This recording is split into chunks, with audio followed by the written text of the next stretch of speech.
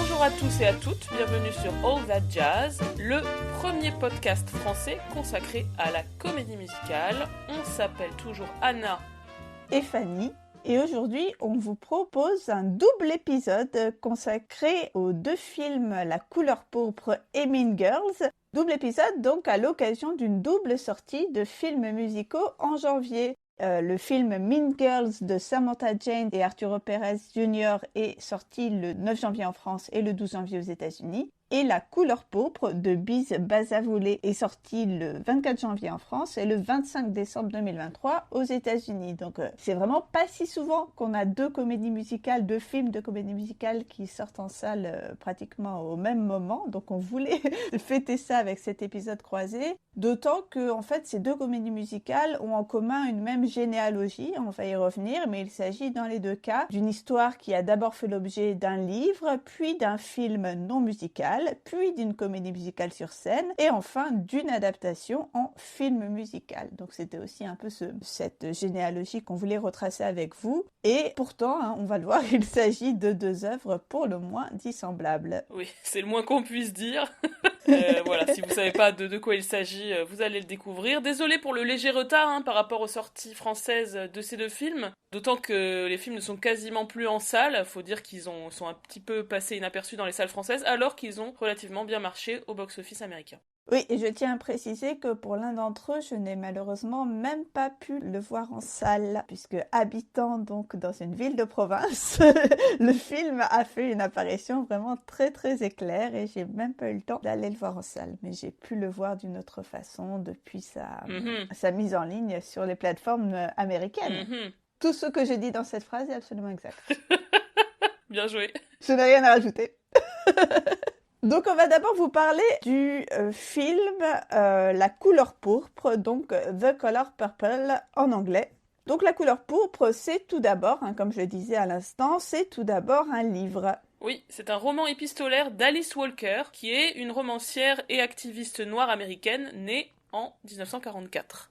Ce livre, donc La Couleur Pourpre, est sorti d'abord assez discrètement en 1982, et a connu ensuite un gros boost de ses ventes lorsqu'il a été récompensé par plusieurs prix littéraires prestigieux.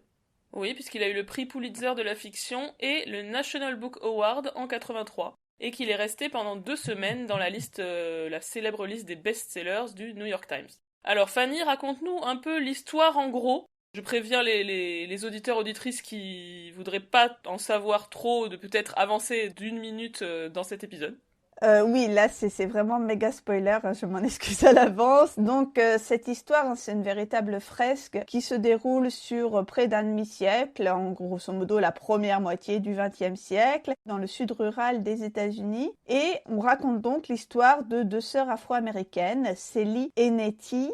Celie est abusée par son beau-père depuis l'enfance et de ses sévices naîtront 2 enfants. Et les deux sœurs vont être séparées dès leur adolescence lorsque Celie va être forcée d'épouser un homme qui est clairement à la recherche d'une femme pour effectuer toutes ses corvées et s'occuper de ses enfants nés d'une précédente union. Et donc au fil des années, on va suivre la vie de Celie qui va endurer les pires maltraitances de la part de son mari et pas seulement d'ailleurs, et qui va malgré tout sans relâche espérer avoir un signe de sa sœur qui, comme elle lui avait promis en fait, ne va cesser de lui écrire tout au long de sa vie, mais dont les lettres vont jusqu'à un certain moment être interceptées par son mari. C'est donc un grand mélo, vous aurez compris que c'est un récit éprouvant, on va y revenir, mais c'est aussi une histoire de sororité, parce que le film raconte également comment Celie trouve du réconfort et aussi des pistes pour s'émanciper auprès de plusieurs autres femmes noires de son entourage, notamment Shug Avery, la maîtresse de son mari, et aussi Sophia, la femme de son beau-fils. Le film finit, il faut le préciser, sur une note d'espoir, puisque les deux sœurs vont finalement être réunies et Celie va retrouver ses enfants. Alors, donc le film de 1985, c'est celui-là dont on va parler maintenant, donc la première adaptation de ce livre d'Alice Walker, adapté par Steven Spielberg. Oui, apparemment il avait été bouleversé par le livre et tenait vraiment à porter à l'écran ce récit. Alors Alice Walker, elle a hésité à donner son autorisation pour le film, on peut la comprendre, peur que son histoire soit dévoyée, soit édulcorée. Et donc, elle avait un contrat qui stipulait qu'elle serait, donc elle devait être investie dans le projet, notamment en tant que consultante sur le scénario, mais aussi après sur le tournage. Et aussi, son contrat stipulait que 50% de l'équipe du film devait être soit afro-américain, soit être des femmes, soit issus de pays du tiers-monde, entre guillemets. Je trouve assez cool de sa part d'avoir mis ça dans son contrat, voilà, pour œuvrer pour l'emploi des personnes minorisées dans l'industrie du cinéma. Dans ce film, on a dans le rôle principal de Célie, Whoopi Goldberg. C'était son premier grand rôle au cinéma, très loin de l'image qu'on a d'elle, plutôt une actrice comique. Mais oui, c'est fou, hein. Moi aussi, j'ai vraiment été impressionnée par sa performance dans le film. D'ailleurs, cette performance lui valut une nomination pour l'Oscar de la meilleure actrice et elle remporta le Golden Globe de la meilleure actrice dans un film dramatique pour ce film. Au casting de cette adaptation de 85, on a également Danny Glover dans le rôle de Mister, donc le mari absolument horrible de Célie, et Oprah Winfrey, que j'avais pas reconnue au début, en Sophia, donc cette jeune femme de caractère qui épouse le fils de Mister. Le film va être nommé pour 11 Oscars, mais ne recevra aucune récompense. Et comme on bosse très bien, eh ben on a toutes les deux découvert le film pour préparer l'épisode. Je l'ai vu d'ailleurs in extremis, hein, juste avant l'enregistrement pour ne rien vous cacher, parce que j'en avais beaucoup entendu parler, mais en fait je l'avais jamais vu en entier. Pareil, alors ce film, c'est, comme vous l'avez entendu hein, dans le résumé que Fanny a fait, c'est un mélodrame total qui ne recule pas devant le pathos des situations et des personnages. Alors moi personnellement, je sais pas si c'est parce que du coup cette version de 85, je l'ai vue sur mon ordinateur et pas en salle, mais j'ai été plus saisie, enfin je sais pas comment dire, chamboulée par la version comédie musicale. Le film finalement dramatique m'a semblé moins éprouvant que la comédie musicale, mais on reviendra tout à l'heure sur cet aspect. Alors oui, clairement, il est moins éprouvant. Moi, pour le coup, je trouve que c'est plutôt quelque chose de positif. La comédie musicale m'a vraiment trop... je sais pas, j'avais une sensation de too much, mais on en parlera après, alors que malgré ce côté, ce pathos dont je parlais, le Spielberg a une certaine retenue, on va dire. À noter qu'il y a un aspect musical, en fait, qui est déjà présent, grâce au personnage de Shug Avery, donc l'ex-femme du mari de Célie, qui est chanteuse. Et on a notamment une chanson marquante, Miss Célie's Blues, qui est chanté par Shug, donc dans le bar. En fait, il y a le beau-fils de Célie qui ouvre un moment un bar et donc qui invite Shug Avery à venir chanter. Et donc cette chanson est dans l'intrigue écrite par Shug pour Célie et qui nous donne à voir le rapprochement entre les deux femmes parce qu'on va y venir un peu plus loin. Il y a une relation lesbienne qui va se tisser de manière plus ou moins explicite entre les deux femmes.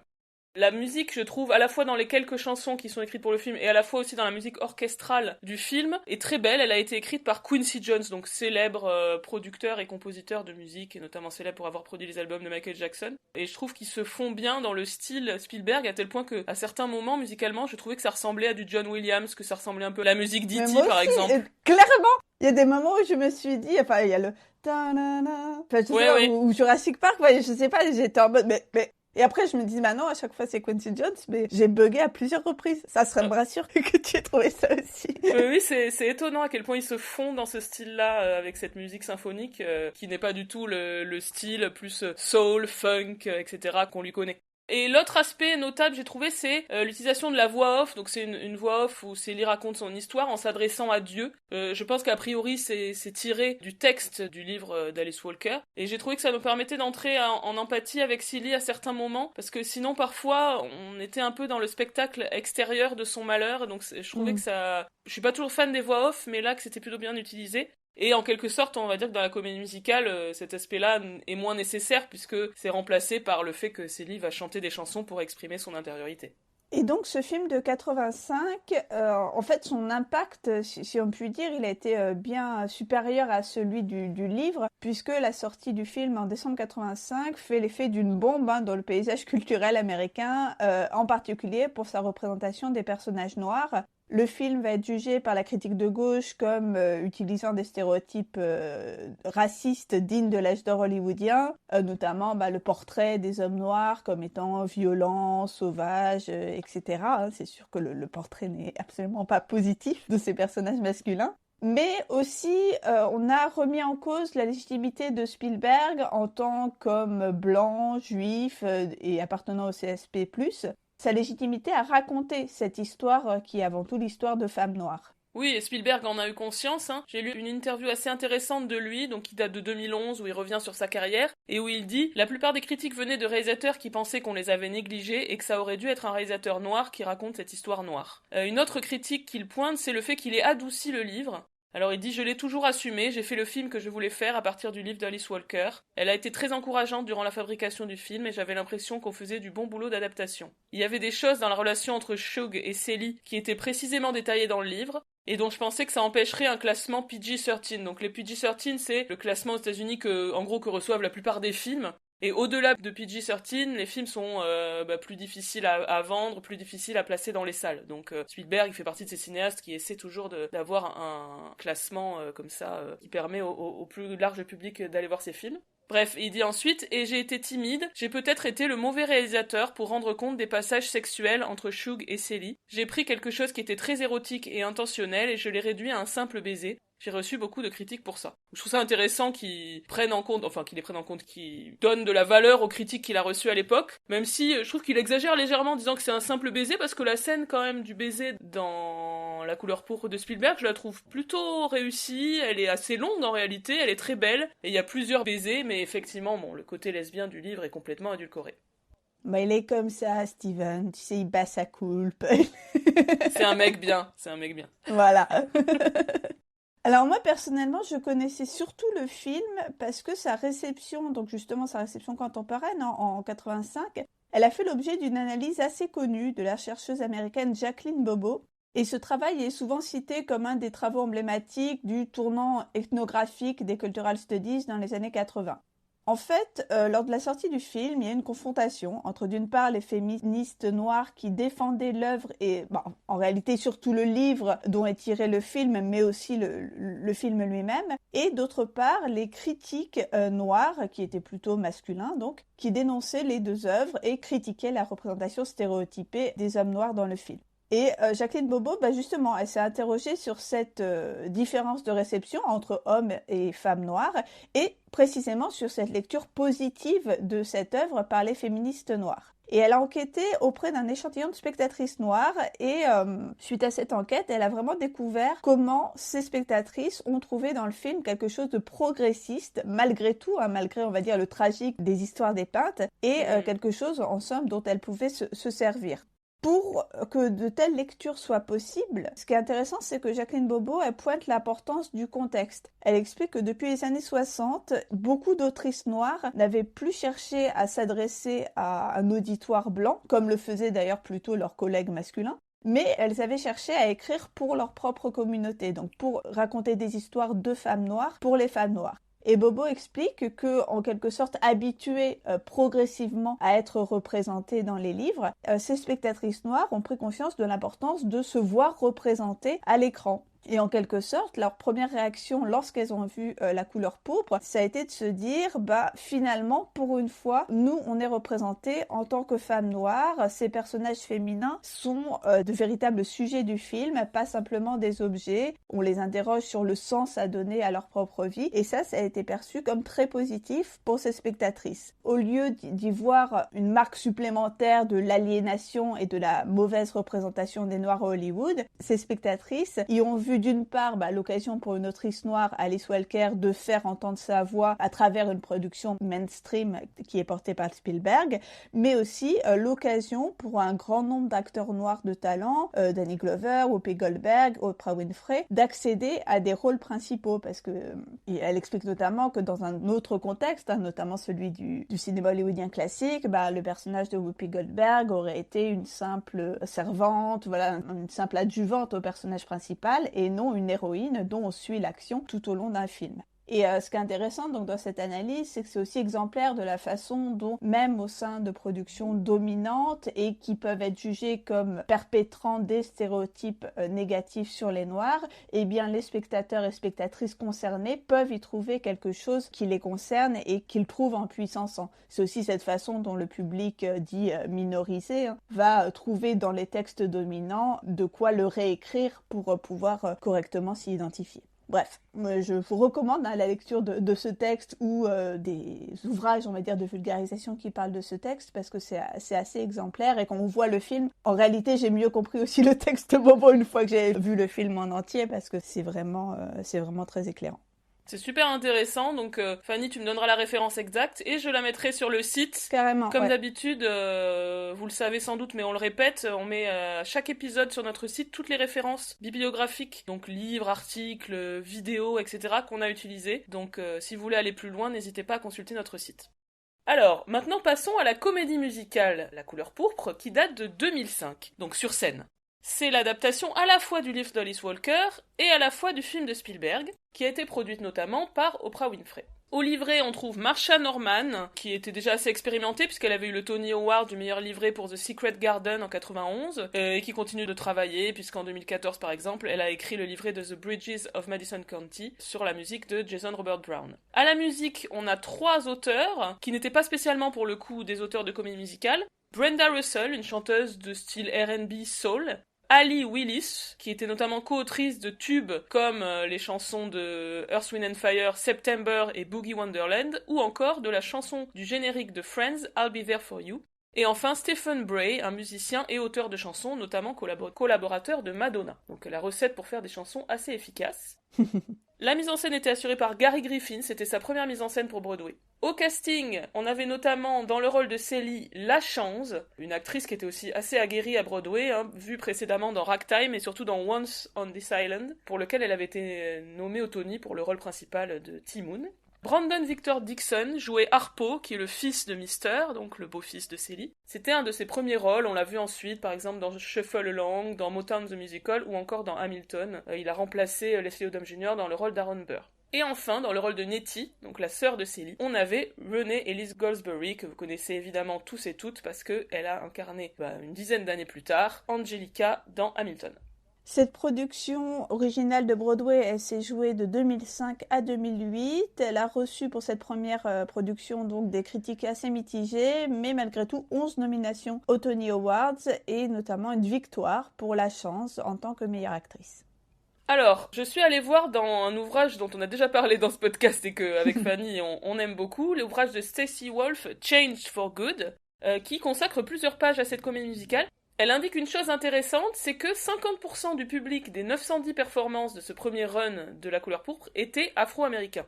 Ce qui représente, selon elle, une multiplication par 3 du public noir de Broadway à cette période. Donc c'est très... Ouais, c'est ouf. C'est significatif, et ça rejoint un peu ce que tu disais sur le fait, pour les publics afro-américains, de maintenant qu'on est représenté, on y va, on va voir ce que ça donne, et on prend ce qui nous sert dans ces histoires-là. Donc c'est super intéressant, je trouve.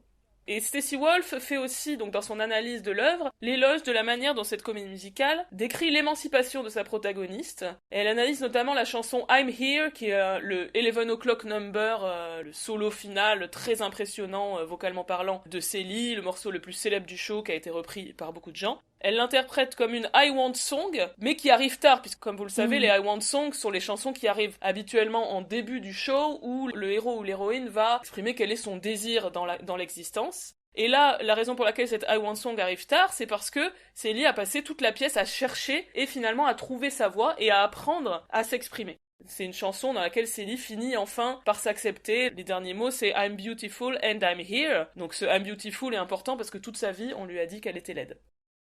Un revival de cette comédie musicale s'est joué entre 2015 et 2017. Jennifer Hudson y a fait son Broadway début, comme on dit, dans le rôle de Chuck. Daniel Brooks a joué le rôle de Sophia et Cynthia Erivo le rôle de Celie. Cette version-là, pour le coup, ce revival a été très bien reçu, et en particulier la performance de Cynthia Erivo. La comédie musicale a remporté 2 Tony Awards, dont celui du meilleur revival et de la meilleure actrice pour Erivo. Et donc, en 2023, cette comédie musicale fait l'objet d'une adaptation cinématographique qui est produite par Oprah Winfrey, Steven Spielberg et Quincy Jones. Oui, alors ce film musical de 2023 est réalisé par Blitz Bazaoulé, un Ghanéen. À la base, c'est un musicien et rappeur sous le nom de Blitz the Ambassador. En 2018, il a réalisé son premier long métrage, The Burial of Kojo. Puis en 2019, il a participé au projet vidéo musical Black is King de Beyoncé. Alors la promo du film vante A New Take on the Beloved Classic. Je crois que en français il y avait une réinterprétation audacieuse. Alors là on a déjà parlé beaucoup de ça, hein, mais ce marketing qui ne mentionne pas l'aspect musical, on commence un peu à connaître. Mais donc voilà, évidemment le marketing se base sur le fait que le livre, mais surtout le film de Spielberg de 85 est connu. Au casting, Fantasia Barrino joue Celie. Donc c'est une chanteuse R&B qui a gagné American Idol en 2004 et qui a joué le rôle de Celie à Broadway puis dans le National Tour en 2007. Elle est assez émouvante, avec un jeu qui tire vers le pathétique mais assez maîtrisé je trouve, c'est son premier rôle au cinéma. On a également une personne assez connue, c'est Taraji P. Henson, donc une actrice de cinéma qu'on a souvent vue et qu'on connaît notamment pour la super série Empire sur l'univers du rap. Et donc elle joue la chanteuse, la star, hein, Shug Avery. Elle a l'air de s'amuser beaucoup, j'ai trouvé, dans ce rôle. On a également Daniel Brooks, donc, qui avait joué Sophia dans le revival de 2015, qui reprend ici son rôle. Alors Daniel Brooks, on la connaît aussi pour son rôle de Testy dans Orange is the New Black, et je trouve qu'elle est absolument incroyable dans le film. Enfin, j'y reviendrai, mais son apparition, enfin, je la trouve vraiment super. Dans le rôle absolument terrible de Mister, on a Coleman Domingo, un acteur prolifique de Broadway, de cinéma et de télévision, que je trouve là aussi très bien et peut-être encore plus détestable, horrible que son monologue dans le film de 85. Et on a également Corey Hawkins de In the Heights, qu'on retrouve dans le rôle d'Harpo, le beau-fils de Celie, ce personnage qui s'émancipe progressivement de l'emprise monstrueuse de son père. Enfin, on peut mentionner Holly Bailey, je sais jamais comment on prononce son nom, j'en suis vraiment désolée, qui est une chanteuse assez connue, et puis surtout qui est connue de nous par le fait qu'elle a interprété la petite sirène, donc dans le récent remake des studios Disney. Et donc elle interprète le rôle de la sœur de Céline, Nettie, dans la première partie du film où elles sont plus jeunes. Alors, moi, personnellement, j'ai beaucoup aimé. Enfin, j'en suis ressortie vraiment tourneboulée. C'était vraiment du grand spectacle, sans doute parfois, sans doute souvent un peu trop. Pour moi, c'est du grand mélo. Enfin, ça me semble même plus fort l'ancrage générique mélo que même l'ancrage comédie musicale. C'est ce qui illustre le plus, je trouve, le côté roller coaster des émotions qu'on a dans le mélodrame. J'en suis ressortie. J'ai dit à l'ami qui m'accompagnait que j'avais l'impression d'être sortie d'une machine à laver. Enfin, j'étais dans un tambour pendant 2 heures. Je me suis vraiment pris plein la gueule, mais j'ai bien aimé. Mais je pense qu'il faut être aussi dans l'exacte disposition d'esprit pour recevoir ça quand tu vois ça au cinéma. Oui, je suis complètement d'accord avec toi. Comme toi, je me suis dit, c'est avant tout, avant même d'être une comédie musicale, c'est un énorme mélodrame. On a des sentiments exacerbés, une caractérisation outrancière des personnages, des péripéties pour certaines assez invraisemblables. On a le fait que voilà, c'est le destin d'une femme sur une 40aine d'années. Et comme tu dis, il faut vraiment l'avoir en tête quand on va voir le film. Ouais, faut accepter aussi les conventions de ce genre, en fait. C'est vraiment l'idée. Au début, en plus, en particulier, je trouve, au début du film, on est vraiment plongé dans l'ambiance parce qu'on s'en prend plein la gueule. J'ai trouvé que sur peut-être les 30, 40 premières minutes, ça n'arrête pas de trucs plus horribles les uns que les autres. Et c'est pour ça que je trouve que l'arrivée du personnage de Sophia, donc Daniel Brooks, il est hyper salutaire. En plus, il y a son interprétation à elle. Je me dis même en comparaison d'ailleurs avec l'interprétation d'Oprah Winfrey que oui. Je viens de voir dans la version de 85.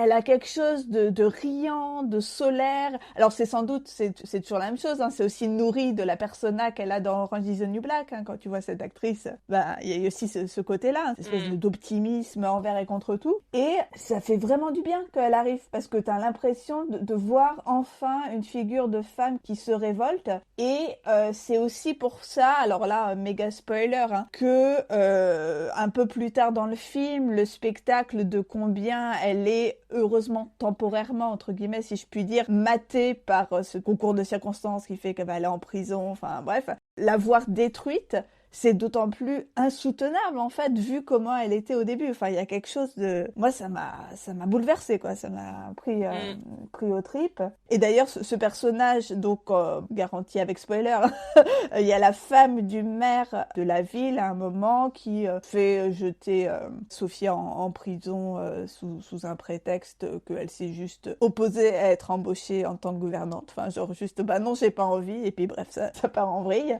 Ce personnage, dans cette version de 2023, comme dans la version en fait de 85, il est tellement affreux et flippant, enfin j'arrive même pas à bien expliquer, mais c'est glaçant en fait, ce personnage de femme là.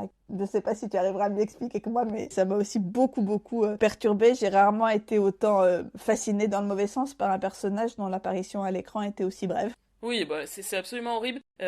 Effectivement, et encore plus je trouve en 2023 dans le Spielberg, elle est un peu moins flippante. Enfin évidemment, elle est horrible. Hein. Enfin, en gros, une femme noire lui manque vaguement, et encore même pas vraiment, mais bon. En gros, lui dit d'aller se faire voir et du coup, elle l'a fait envoyer en prison. Enfin, on est à un niveau d'horribilité stratosphérique. Mais dans le Spielberg, elle est un peu plus, je sais pas comment dire, plus ridicule et moins Oui. flippante. Dans le 2023, elle est, ouais, ça fait très peur. Ouais, de manière générale, quand il y a des blancs dans le film, c'est la merde. Il y en a pas beaucoup, mais Bon c'est la résumé. merde. Ouais, c'est la merde aussi quand il y a pas de blanc, mais ça rajoute, ça rajoute. Et je trouve ça aussi, je sais pas comment dire, le fait que ça soit un film avec que des personnes noires ou quasiment, j'ai trouvé Mm, ça, je sais pas comment dire, impressionnant à voir parce que je me suis dit c'est tellement rare. On mm. voit quand même toute la journée des films où il y a que des blancs. Mais extrêmement rarement des films où il y a que des noirs. J'avais jamais vu le film original. Alors évidemment, j'ai vu les films all black musicals des années 30-40, mais je sais pourquoi ils existaient. Ils existaient parce que les noirs n'avaient pas le droit d'être beaucoup à l'écran avec les blancs. Donc là, c'est autre chose. Et là, je me suis dit tiens, là, on raconte vraiment l'histoire de gens noirs. Enfin, je sais pas, ça m'a impressionné. Enfin, dans le sens évidemment positif du terme. Je trouvais ça Mm. super que ça existe en fait. Parce que c'est un film sur la condition noire, bien sûr, hein, mais bon, évidemment aussi et surtout sur le patriarcat, sur la domination masculine. C'est pour ça que j'imagine les critiques masculins noirs ont pu réagir de manière négative à ce film. C'est parce qu'au fond, c'est surtout sur la domination masculine et Mm. sur la marge de manœuvre que peuvent avoir ou pas les femmes au sein de ce monde dominé par les hommes. Ce qui est beau, c'est, on l'a déjà dit un petit peu, hein, mais c'est la représentation d'une sororité ultra puissante entre toutes les femmes de l'histoire. Parce qu'il y a parfois des rivalités entre elles, mais quand même dans l'ensemble, on est surtout sur une solidarité. Et aussi, Mm. je trouve la diversité des personnages féminins. Parce qu'elles ont toutes des caractères assez différents. Hein. Il y en a, bon, comme tu disais, le personnage de Sophia qui est très très affirmé, qui a beaucoup de caractère. Célie qui est beaucoup plus discrète. Elles ont toutes, voilà, des façons de parler, des manières de réagir à la situation qui sont différentes. Et cette diversité de représentation féminine fait beaucoup de bien, je trouve. Mais j'avoue qu'au final, l'histoire est un peu moins passionnante qu'elle pouvait l'être. J'ai passé un peu le film à me dire ah ça a l'air bien, mais pas vraiment à me dire c'est bien. Je sais pas comment dire parce que je me disais que j'avais très envie de voir le film et aussi de lire le livre d'Alice Walker que je pense que je lirai un jour. Oui, moi, la comédie musicale m'avait aussi avant tout donné envie de voir la version de Spielberg, donc c'est chose faite, et peut-être lirai-je également le livre. D'ailleurs, je crois que je l'ai. Je crois qu'on me l'avait offert il y a Ah, quelques années, je te dirai. très bien. Alors maintenant parlons de l'aspect musical, hein, bien sûr, qui caractérise cette version 2023. La musique est dans l'ensemble assez chouette, une belle musique, donc inspiration des genres musicaux typiquement afro-américains, on va dire, donc le jazz, la soul, le gospel. Il y a plusieurs numéros de cette comédie musicale qui nous ont marqués, on va un petit peu vous en parler. Ouais, donc le premier numéro que je voulais mentionner, c'est le numéro des gens qui vont à l'église au début du film, qui s'appelle Mysterious Ways, qui est plutôt chouette dans un style complètement gospel pour le coup, hein, qui est logique puisque ça parle de religion et ça va présenter justement l'importance de la communauté et de la religion dans l'histoire, hein, parce qu'il y a beaucoup de choses autour de Dieu qui du coup moi m'ont un petit peu moins parlé. C'est vrai quand elle passe un peu certains moments à remercier Dieu, bon voilà, c'est peut-être la dimension qui m'a un peu moins intéressée, mais elle est bien introduite je trouve dans ce numéro-là. Moi, j'avais notamment été marquée par la chanson She Be Mine qui finit curieusement sur un numéro dansé dans l'eau avec un peu même une vibe Step Up 2 que j'ai trouvé un peu étrange vu le contexte, j'avoue. Oui, alors c'est le numéro quand Célie découvre que sa fille bébé est en vie, parce elle croise en fait la femme qui a adopté son bébé et son bébé, et donc elle est heureuse d'apprendre que sa fille est vivante. C'est un peu étrangement mis en scène quand même. Tout d'un coup, elle se projette, elle s'imagine dans les champs où des hommes et des femmes travaillent. Alors à la fois c'est intéressant hein, de voir ce travail de ces gens-là, mais j'ai trouvé ça un peu brouillon pour le coup.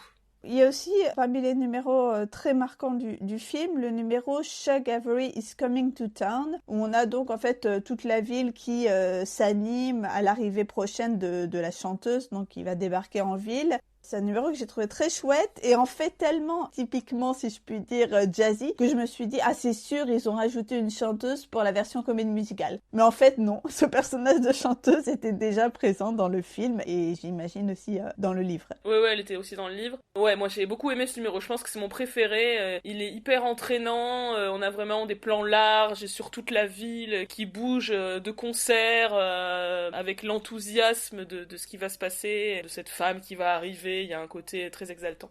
Autre numéro qui m'a marqué, c'est le numéro entre Shug et Celie, What About Love, donc c'est un duo romantique. Hein. Dans le film, ça commence au cinéma, et elles vont se projeter dans l'écran, et se voir en noir et blanc, dans un décor qui fait, je trouve, penser donc au fameux film dont je parlais un petit peu tout à l'heure, de l'âge d'or hollywoodien. Ça, c'est quelque chose qui a été conçu pour le film, hein. Ce numéro se passait pas du tout au cinéma dans la version scénique. Et là, ce décor fait penser, je trouve, à l'escalier dans le film de 43, donc Stormy Weather, qui est un classique de la comédie musicale, qui est un film avec des interprètes uniquement noirs. Et à ce propos-là, je voulais vous renvoyer, là aussi je le mettrai sur notre site, vers un article du New York Times qui évoque justement l'influence sur ce film de ces comédies musicales all black de l'âge classique. Est-ce que c'est le numéro où elle se retrouve sur un vinyle, enfin avec un tourne-disque, tu sais, oui, moi j'avais oublié de rementionner celui-là, mais ouais, moi aussi, il m'a vraiment marqué en mode, ah oui, là, là ça devient n'importe quoi. Enfin, là pour le coup, sur le grand spectacle, le truc qui part dans tous les sens, je l'avais vraiment pas vu venir, hein, le disque géant. Oui, complètement. Un numéro qui m'a marqué, moi, c'est celui qui s'appelle Miss Sally's Pants. Le numéro, en fait, de la boutique de Sally. Le moment, en fait, où on a un montage elliptique dans lequel Sally monte sa propre boutique de confection. Et toutes les femmes qui l'entourent se mettent à chanter et danser. C'est très réjouissant, très coloré.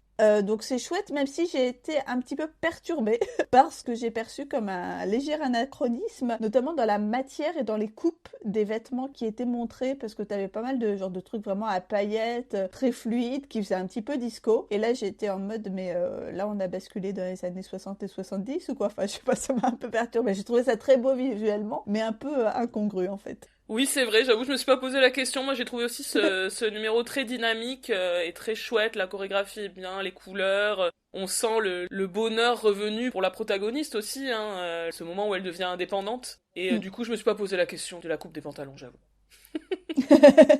Et enfin, à mentionner I'm Here, donc la chanson dont je parlais tout à l'heure, le solo final de Celie, qui est filmé pour le coup assez simplement, ce qui est pas toujours le cas de tous les numéros du film. Donc elle est seule dans sa boutique, voilà, il y a des plans assez longs, et à la fin, on a, peut-être un petit regret, le cliché visuel du travelling arrière qui s'envole sur la dernière note ultra puissante de la chanteuse, bon voilà.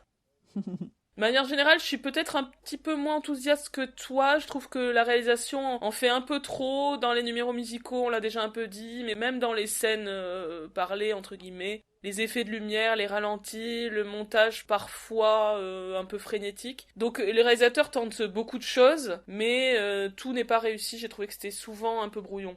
Oui, je pense que tu as raison hein, sur tous ces effets-là. Moi, je pense que j'ai été aussi beaucoup emportée en fait par le tourbillon des émotions qui m'a fait excuser beaucoup de choses. J'ai été un petit peu perdue sur la chronologie des événements. Alors même d'ailleurs qu'on avait des repères temporels assez clairs, hein, parce que comme dans le film de 85, on a voilà les dates qui nous sont montrées à intervalles réguliers. Mais en fait, tout simplement, je pensais pas que ça se passait à cette époque-là. Donc j'ai été perturbée depuis le début. Ben ouais, pareil, en fait, j'étais persuadée de tout temps que c'était un film sur l'esclavage, enfin sur la période de l'esclavage. Donc pas du tout, mais c'est super intéressant de parler justement de la situation des populations noires pauvres dans une période justement ultérieure après la guerre de sécession et comment elles ont quand même été maintenues dans des positions sociales complètement subalternes et dans une misère assez impressionnante. Oui, je pense que c'est juste qu'on est conditionné. Hein. On nous dit, on parle de noir à Hollywood, ah bah c'est forcément la période de l'esclavage. Hein. C'est malheureux, mais je pense que c'est juste ça. Oui, complètement. Et je pense qu'il a fallu une autrice noire en la personne d'Alice Walker pour aller chercher quelque chose d'autre, d'un peu plus intéressant et d'un peu moins vu, c'est évident. Pour finir sur cette Color Purple de 2023, petit point sur la relation lesbienne, donc qui est, on va dire, un peu plus mise en avant que chez Spielberg. La fascination de Celie pour Shug est clairement montrée, je trouve, comme une attirance sexuelle. Il y a notamment une scène où Shug prend son bain et où on est clairement du point de vue de Celie en train de la regarder, quoi. Il est aussi assez clair qu'elles couchent ensemble, même si on voit pas le sexe. Hein. En fait, je pense que si on devait adapter le livre d'Alice Walker, le film serait classé érotique, donc on partirait dans une autre dimension. Là, on reste sur du grand public, mais Alice Walker a loué cet aspect du film, même si des critiques ont à nouveau trouvé que c'était faiblard, avec notamment des chansons qui ont été coupées, alors que dans la comédie musicale, elles développaient leur relation. Mais à l'inverse, on retrouve dans cette version 2023 la chanson du film de Spielberg, Miss Silly's Blues. Alors moi, tu sais que j'avais pas compris. Oupsie. En fait, en revoyant le film de 85, ça m'est paru plus explicite dans la version de Spielberg, mais c'est sans doute que j'avais pas fait suffisamment attention en salle. Hein. Non mais Fanny, à la fin de la scène dont on parlait au cinéma, là, elles s'embrassent, et après, elles se réveillent dans le même lit. Donc je veux dire, dans un film grand public, ils peuvent pas faire beaucoup plus explicite. Bah tu vois, moi je n'avais déjà pas compris que les deux personnages féminins là, enfin je sais plus comment ils s'appellent, dans In the Heights, j'avais pas compris que deux personnages féminins étaient en couple, hein, alors on peut plus rien faire pour moi hein, sur ce point-là. Ah ouais non mais dans In the Heights pour le coup c'était du foutage de gueule, c'était un tout petit détail là, ça fait quand même vraiment partie de l'histoire. Mais ceci dit, c'est un aspect qui était encore plus développé sur scène apparemment. Notamment la chanson I'm Here, elle arrivait à un moment de conflit dans le couple donc Celie Shug, puisque cette dernière s'en allait parce qu'elle voulait vivre une histoire avec un jeune homme. Et donc la chanson I'm Here, c'était une manière pour Celie de s'affirmer malgré le malheur, avec une connotation de dépit amoureux. Donc ça développait encore plus leur histoire. Et cet aspect-là a été supprimé dans le film, où cette chanson arrive plutôt à un moment de bonheur, où elle est fière d'elle et de ses accomplissements, et donc il n'y a pas cette double lecture un peu plus triste. Sur cet aspect, je vous conseille de lire l'article du LA Times, The 40-Year Fight Over the Color Purpose Queer Love Story, donc la bataille de 40 ans sur l'histoire d'amour queer de la couleur pourpre, très intéressant. Et aussi un article plus critique qui dit que cette dernière adaptation ne rend pas encore justice à l'histoire d'amour puissante de Silly. Donc encore une fois à retrouver sur notre site. Voilà, cette question de la représentation de l'histoire lesbienne dans la couleur pourpre n'est pas encore réglée, c'est pas encore parfait, mais peut-être qu'on aura une nouvelle version dans 25-30 ans, qui sera encore meilleur sur cet aspect-là. Alors, vous l'aurez compris, hein, pour bien parachever ce podcast, il y a pas mal de lectures complémentaires à faire, en plus de tout ce qu'on a déjà raconté. Donc, interro oral au prochain ciné-club sur toutes les lectures complémentaires.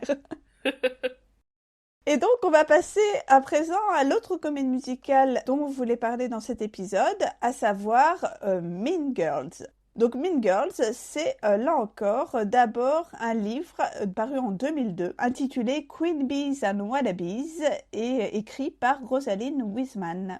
Alors ce qui est marrant, c'est que c'est pas un roman. C'est un essai ou un livre de conseils ou un livre de développement personnel, je sais pas exactement, qui est adressé aux parents d'adolescentes, qui leur explique un petit peu comment ça se passe, la vie au lycée, et qui parle notamment des différents clans dans les lycées. Donc c'est presque un livre ethnographique sur c'est quoi une adolescente et comment ça se comporte. Donc je trouve ça rigolo d'avoir eu l'idée d'adapter ce concept-là en film de fiction.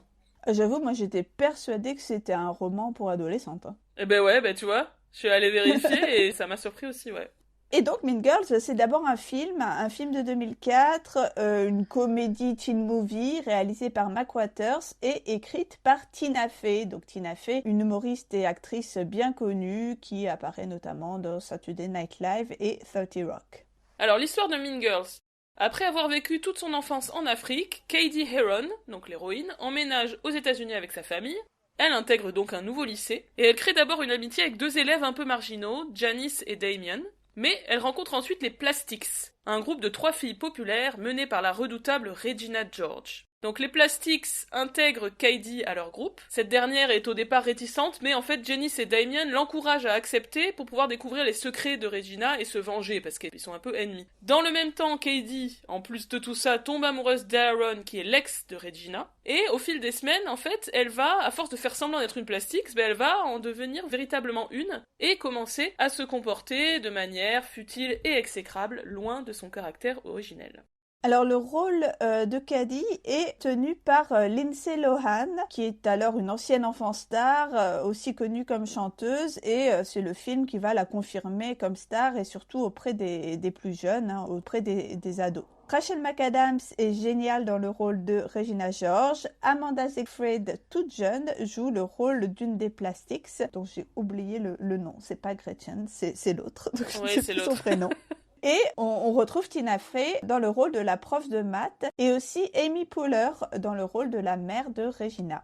Ouais, donc un super casting pour ce film. Alors, anecdote perso, je l'ai vu en Angleterre pendant l'été 2004. En fait, j'étais en séjour linguistique de 2 semaines dans une famille dans la ville de Portsmouth. Et j'étais allée voir le film avec les 2 filles aînées de la famille qui, dans mon souvenir, avaient en gros 14 et 12 ans. Et elles avaient adoré. Et je me souviens, juste après la séance, elles étaient déjà à fond à se souvenir des répliques, voire même, il me semble qu'elles étaient déjà super enthousiastes avant de voir le film. Donc j'ai l'impression que le film était attendu en réalité et que c'était déjà un phénomène à sa sortie. Il est sorti début 2005 en France sous le titre Lolita malgré moi. Perso, je suis assez certaine de ne pas l'avoir vu à sa sortie et j'avoue que je ne sais pas vraiment si je l'avais vu avant de voir la version comédie musicale. Je crois que je l'avais déjà vu mais je m'en souvenais pas très bien. Mais bon là du coup j'ai vu les deux dans la foulée. Alors c'est un film qui est devenu culte depuis, il y a des répliques et des scènes qui sont très connues, certaines sont à l'origine de mèmes sur internet. Donc voilà, c'est un film qui a marqué les esprits, qui d'ailleurs va ressortir en salle en fin d'année, là en octobre 2024, pour fêter ses 20 ans. C'est un très bon teen movie, je trouve, même si je l'ai pas revu depuis un moment, mais c'est quand même un film que j'ai vu plusieurs fois parce que je trouve vraiment chouette. Dans la lignée des classiques, on va dire, des teen movies écrits plutôt pour les filles, on peut penser à Heathers, Clueless, 10 Things I Hate About You, 10 bonnes raisons de te larguer en français, ou encore Bring It On, le super film que j'adorais sur les cheerleaders, qui s'appelle American Girls, je crois, en français. Et d'ailleurs, 2 de ces teen movies étaient devenus des comédies musicales au début des années 2010, donc on imagine que ça peut être aussi une inspiration pour le fait d'avoir créé la comédie musicale Mean Girls. C'est Bring It On et Heathers. Dans le genre adaptation de film, on peut aussi penser à Legally Blonde, La Revanche d'une blonde, même si c'est pas un film qui se passe dans un lycée, c'est quand même un film plutôt adressé à un public jeune et féminin, datant de 2001 et qui avait été adapté en comédie musicale en 2007. Oui, de toute façon, on retrouve aussi la tendance qu'on avait déjà évoquée d'aller puiser dans les films devenus cultes pour faire des comédies musicales récentes, de Retour vers le futur. Tout à fait, ouais. Et donc, Mean Girls devient une comédie musicale en 2018, un projet qui apparemment, selon Tina Fey, était en développement depuis 2013 et qui donc se joue pour la première fois à Broadway. En 2018, le livret est de Tina Fey elle-même et la musique est composée par Jeff Richmond, qui se trouve être son mari, et avec des paroles de Neil Benjamin. Le spectacle est un gros succès, il est nommé pour 12 Tony Awards, dont celui de la meilleure comédie musicale, mais finalement il ne recevra aucune récompense.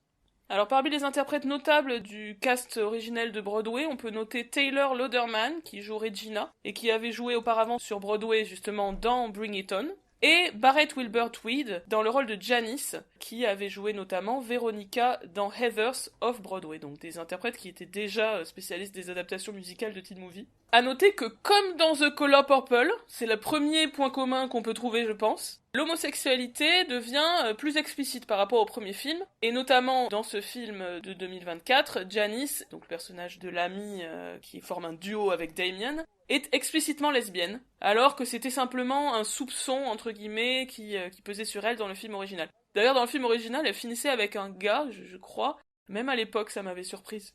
Oui, je te confirme, je viens de revoir le film, donc, et elle finit en effet avec un gars, et ça vient un peu de nulle part, je sais pas, moi aussi j'avais cru comprendre quand même qu'elle était lesbienne dans le film, pour une fois tu l'avais compris, mais pourtant elle finit avec un gars.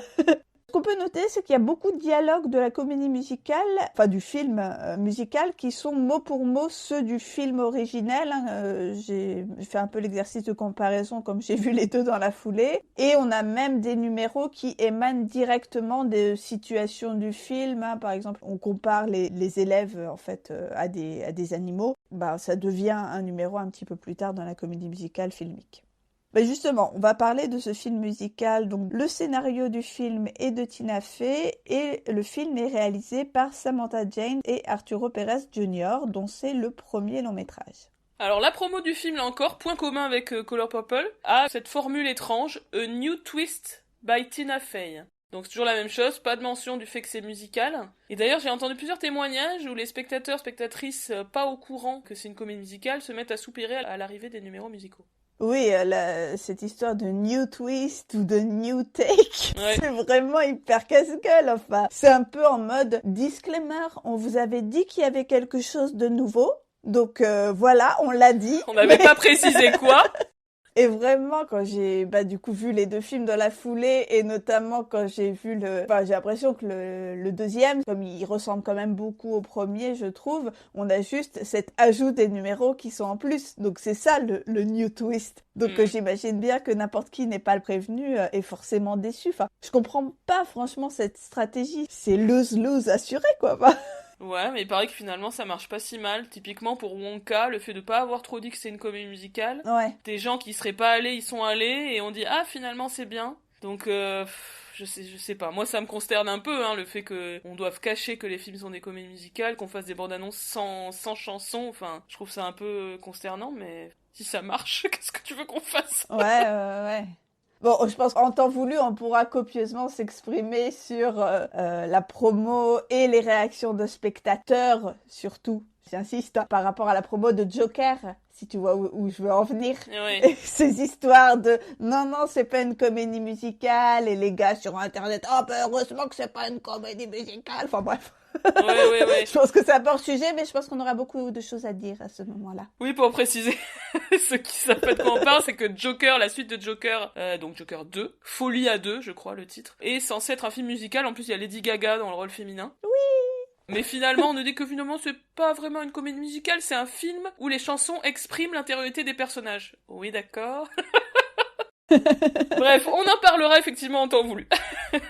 Revenons à Mean Girls 2024. Donc, dans le rôle de Katie, on a Angourie Rice, une jeune actrice australienne, aperçue dans les dernières occurrences de Spider-Man là, avec Tom Holland, ou encore dans la série Mayor of Easttown avec Kate Winslet. On a Renee Rapp en Regina. Elle avait joué le rôle à Broadway en 2019-2020 et c'est aussi une chanteuse assez connue aux États-Unis. Elle a sorti un album récemment qui marche très bien. Dans le rôle de Janice, on a Holly Cravalho, une super interprète également, qui s'est fait connaître pour être la voix de Moana donc dans le film de Disney il y a quelques années et qu'on a vu dans d'autres petits rôles ces dernières années, notamment dans la série musicale Rise. Dans le rôle de son acolyte Damien, on a Jekyll Spivey, qui est très très marrant, j'aime beaucoup, et qui est connu, lui, pour avoir tenu le rôle principal de la comédie musicale A Strange Loop à Broadway, qui est une comédie musicale que, je savais pas. Pour l'instant, je connais pas bien, mais que j'ai très très envie de découvrir. Et enfin, Christopher Briney interprète Aaron, donc le love interest de l'héroïne, enfin de deux des personnages même. J'ai lu que ça m'a fait rire, qu'il a accepté le rôle uniquement quand on lui a assuré que les passages chantés de son personnage ne seraient pas dans le film. Bien joué. Alors, on a Tina Fey et Tim Meadows qui reprennent leurs rôles respectifs du film de 2004, donc la prof de maths et le principal du lycée. J'ai trouvé assez remarquable combien ils n'avaient pas tellement vieilli. C'est vrai. En 20 ans, ils s'en tirent bien. Lindsay Lohan elle-même fait un caméo en tant que modératrice de la compétition de maths, là, en fin de film. Et on a aussi Ashley Parks, qui jouait le rôle de Gretchen sur scène, qui joue ici le rôle de Madame Park, qui est prof de français. Et je me suis demandé si c'était suite à sa présence dans la série à succès Emily in Paris qu'elle se trouvait être prof de français, mais en tout cas, elle m'a fait bien rigoler. Oui, c'est vrai, c'est drôle. C'est possible, effectivement. Et enfin, je voulais mentionner Busy Phillips, qui est une actrice que j'aime beaucoup depuis ses tout débuts dans la série que j'adore de mon cœur, Freaks and Geeks, qui joue la mère de Regina. Et je trouve que ça fonctionne vraiment bien parce qu'elle ressemble vachement à Renee Rapp. Ouais, complètement. Elles ont un style très proche, ouais, c'est marrant. La qualité principale du film, je trouve, c'est quand même l'interprétation, notamment Renee Rapp, qui est ultra, je trouve, charismatique, et aussi Holly Carvalho, très très attachante. J'ai trouvé que le film était plaisant, très agréable à voir, avec un rythme très dynamique, parfois presque trop. L'enchaînement des séquences et des numéros musicaux m'a semblé à certains moments un peu précipité. Oui, j'avoue que j'ai aussi trouvé que ça n'arrêtait pas au point d'être parfois un peu fatigant. Mais là encore, je pense que c'est quelque chose qui m'aurait peut-être beaucoup moins dérangé si je l'avais vu en salle. Là, pour le coup, je pense être moins indulgente quand je vois quelque chose sur l'écran de mon ordinateur. Je me suis demandé, mais bon, j'ai pas revu depuis longtemps le Mean Girls de 2004, donc peut-être que je le surestime, mais si cette dernière version était pas peut-être un peu moins drôle que l'original, avec un côté musical qui paradoxalement le rendrait un petit peu moins léger. Mais ceci dit, les numéros musicaux sont assez ambitieux, j'ai trouvé certains très réussis, et dans l'ensemble la musique est vraiment chouette. Ouais, ça me donne vraiment envie de la réécouter et d'en savoir un peu plus sur la production scénique, hein, tout simplement.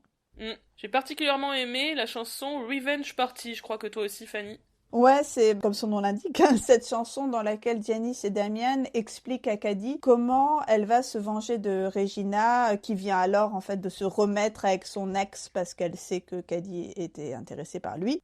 Et à ce moment-là, en fait, ils s'imaginent dans les couloirs du lycée, qui sont alors tout repeints en rose arc-en-ciel, avec des paillettes, des confettis partout. Et en fait, le comique vient du contraste entre la violence des sentiments qu'ils ont à l'égard de Regina et l'espèce d'exultation enfantine que leur plan leur procure. Et j'aime en particulier, en fait, la seconde partie de cette chanson, où on a en fait des chœurs qui commencent à répéter « She has everything », que Regina, elle a tout. Et en fait, à ce moment-là, la chanson intègre des scènes de la diégèse sous forme de montage elliptique. On les voit en fait en quelque sorte mettre leur plan à exécution, hein. C'est comme voilà, une ellipse et donc un fast-forward dans la narration. Et on voit aussi combien, à chaque fois qu'il tente un truc, Regina s'en tire puisqu'elle retourne la situation à son avantage, un peu du fait du charisme inné qu'elle a. Par exemple, à un moment donné, elle est éclaboussée et son maquillage des yeux coule de façon désastreuse. Et en fait, ça devient une mode que tout le lycée suit et même la prof de français qui s'étale son maquillage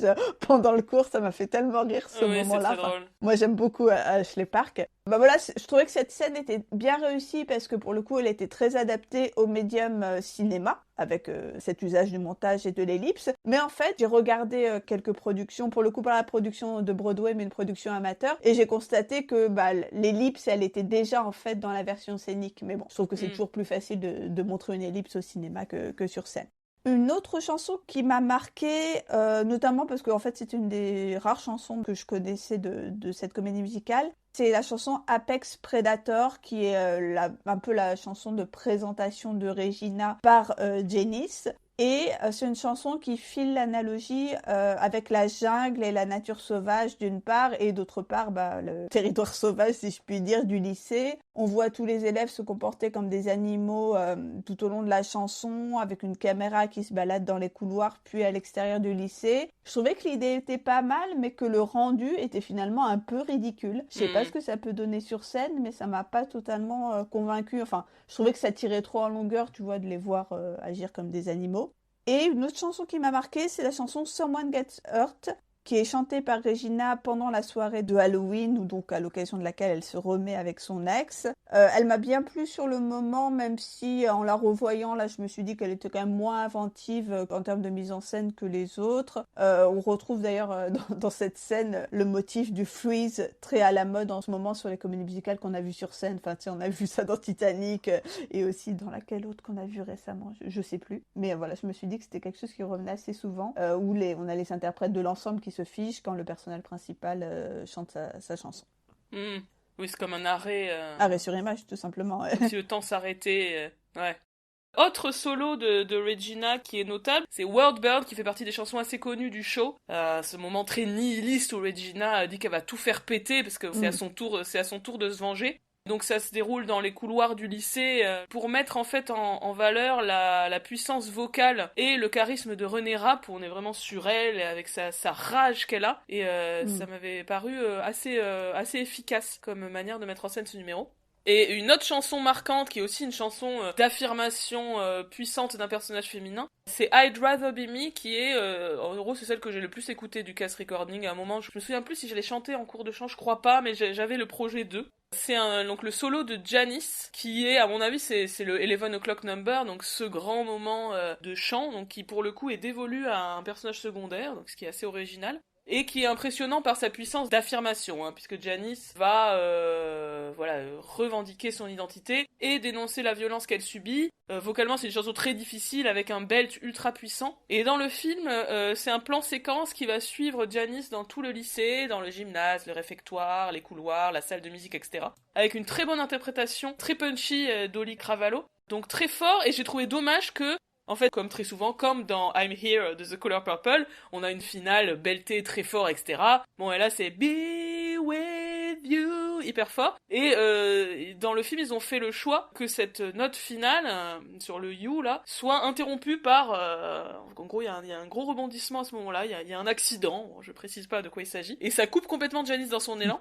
Et alors le côté choc marche en un sens, tu fais haha, enfin c'est un peu rigolo, un peu surprenant, mais c'est dommage de pas avoir assumé la fin du numéro pour vraiment rendre justice au personnage, et d'après ce que j'ai vu, j'ai pas l'impression que ça soit comme ça sur scène, la chanson se termine vraiment dans cette affirmation puissante par la voix belte, quoi. En termes d'adaptation et donc de différence entre la version scénique et son adaptation cinématographique, il y a un certain nombre de choses qui ont changé. Malgré tout, même si je disais que le film est proche finalement du film de 2004. Oui, en fait, ce qui a changé, c'est surtout par rapport à la comédie musicale de 2018. Comme dans The Color Purple, en fait, très souvent, on l'a déjà dit ça, mais quand une comédie musicale scénique est adaptée au cinéma, un certain nombre de numéros musicaux sont coupés. Là, il y en a pas mal qui ont été supprimés. Ça a déçu certains fans. Pourtant, j'avoue qu'au visionnage, j'ai trouvé qu'il y avait pas mal de numéros, enfin que ça manquait pas de moments musicaux, donc ça m'a pas choqué. Mais ceci dit, comme je connaissais un petit peu la bande-son de la version scénique, j'ai trouvé dommage d'avoir coupé certains morceaux très chouettes comme Where Do You Belong. Là, celui-là, il m'a vraiment manqué. C'est un solo de Damien, en plus ça aurait donné l'occasion à Jekyll Spivey de chanter encore plus parce qu'il est super. C'est hyper catchy, où il présente en fait les différents clics du lycée. Ou encore un autre numéro que j'aime bien, c'est It Rose, qui est un solo de KD. C'est un petit peu sa chanson de présentation au début. En revanche, il y a une chanson qui a été rajoutée, du coup peut-être pour pallier au fait d'avoir supprimé It Rose, un solo de KD au début qui s'appelle What If, donc qui est typiquement dans la tradition de la I Want Song, de l'héroïne au début qui se demande de quoi demain sera fait, etc. Elle est un petit peu banale et en fait elle permet de faire la transition, parce que le tout début du film se passe en Afrique. KD apprend qu'elle va devoir déménager aux États-Unis et c'est pendant cette chanson What If que se fait le passage du continent africain aux États-Unis. Donc voilà, un truc typique de chanson itinérante qui est facilité par le médium cinéma, mais qui est pas très très passionnante, j'ai trouvé. Ouais, j'avoue que celle-là, je l'ai trouvée même limite ridicule. Enfin, le décor était un peu bizarre, il faisait hyper artificiel, enfin, il faisait hyper, fake, quoi, généré par intelligence artificielle, presque. Je trouve que c'était pas nécessaire. Hein. C'est un peu dommage parce que ça m'a donné un petit a priori négatif sur le film en commençant, tu vois, comme ça commence sur ça. Mais bon, après, il y a plein de numéros qui sont super, mais j'étais un peu dubitatif d'emblée avec ça. Eh bien, voilà tout ce qu'on a pu vous dire sur ces deux films sortis récemment, ces deux films qui nous montrent un peu l'étendue de ce qu'on peut faire en comédie musicale, des sujets qu'on peut traiter, très variés, des types de musique qu'on peut utiliser. Donc, je sais pas si vous les avez vus, parce qu'en fait, finalement, en France, ils sont passés très vite à la trappe. Hein. C'est extrêmement dommage, mais dites-nous ça déjà si vous avez pu les voir, si vous avez eu le temps, et puis si vous l'avez vu, n'hésitez pas à nous écrire pour nous dire ce que vous en avez pensé, ce que vous êtes d'accord ou pas avec nos analyses. Eh bien, merci de votre écoute. N'oubliez pas de nous mettre toutes les étoiles du firmament sur toutes les différentes plateformes sur lesquelles vous allez nous écouter. Et on vous dit à très bientôt pour un nouvel épisode de All That Jazz. Salut tout le monde!